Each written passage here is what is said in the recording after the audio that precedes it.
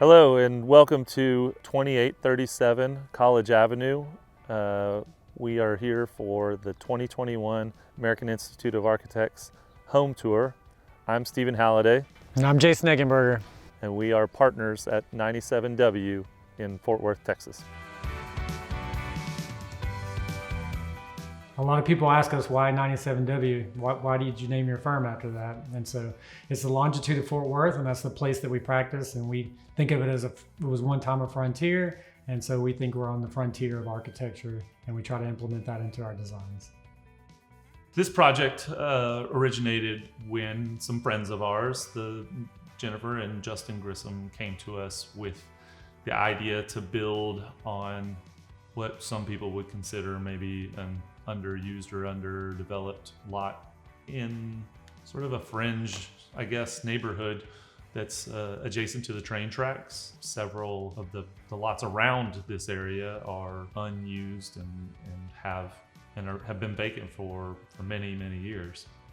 And so in going into these types of situations, we see a real value to the land that is in our city. There are already streets and sidewalks and infrastructure that have been built and are not being used. So by developing on a lot that is not on the outskirts, it was an unused, clear lot that gives us a sustainable way to build.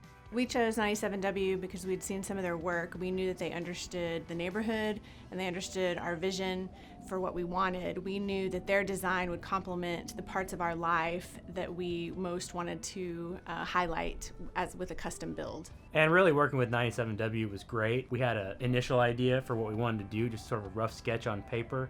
And after meeting with them just a couple times, they were able to take that really rough, crude sketch and turn it into a complete house that we could move right into.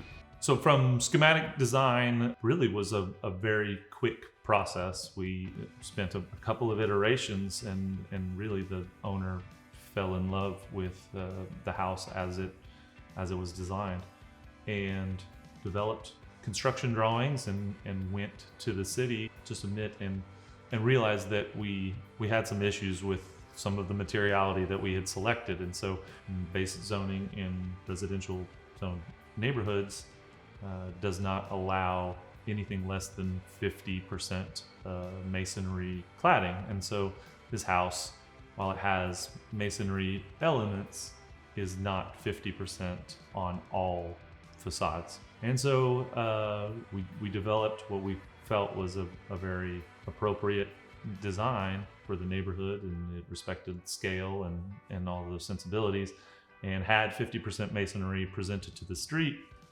We were required to go through the Urban Design Commission. So in the city of Fort Worth, the Urban Design Commission sees any variances or variations from the zoning and makes it's a recommending body to allow those changes.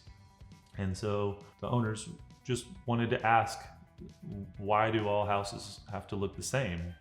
Houses don't have to look the same when we don't have to use masonry materials, and there are alternatives out there to standard brick houses. And so, and for those that don't know, we are in a predominant historic craftsman style neighborhood that are 1900s, 1910s houses, and so to put something like this in there, and it really becomes a valid question. And so these materials that we use, they have long-term life expectancy. We're using some cedar siding that is burned to a technique called shaosugi-ban, which is preservative and makes it fire retardant, as well as resistant to termites and other forms of rot.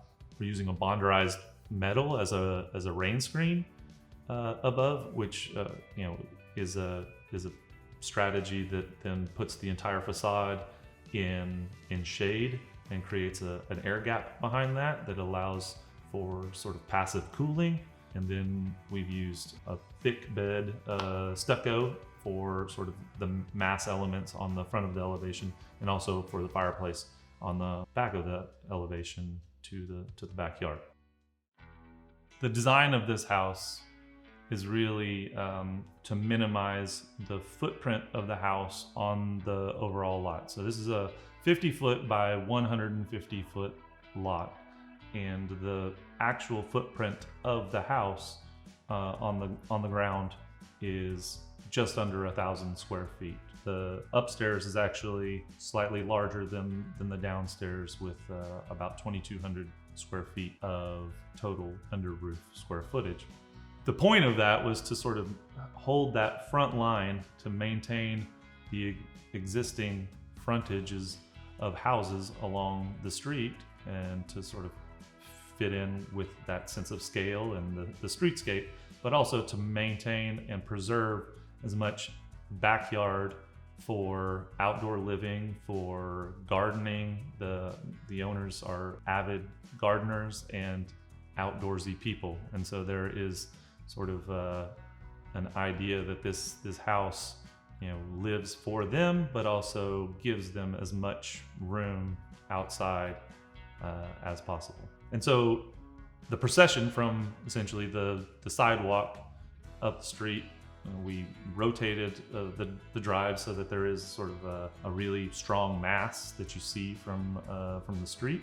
We elevated the porch, if you will, and so you see that from the street, but instead of a traditional craftsman house, instead of it being greeting you, we actually pulled that up. So the house almost turns into a little bit of a courtyard. And so you walk through the motor court and adjacent to the motor court to a slightly private little entry courtyard, and then come in to the house.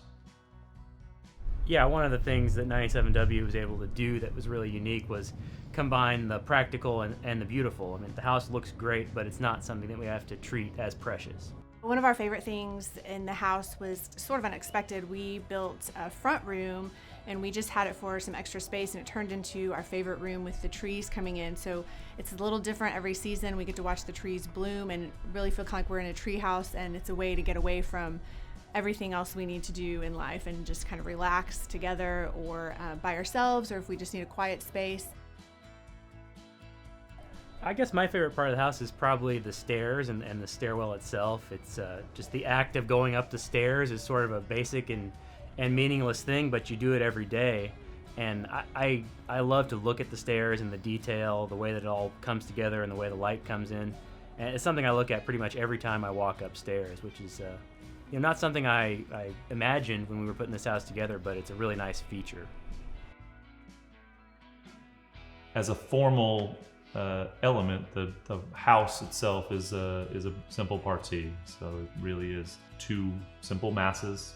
There's a ground base that then is sort of clad in wood material, and then there's an upper mass that sort of cantilevers and extends beyond that ground floor, and that is a metal material.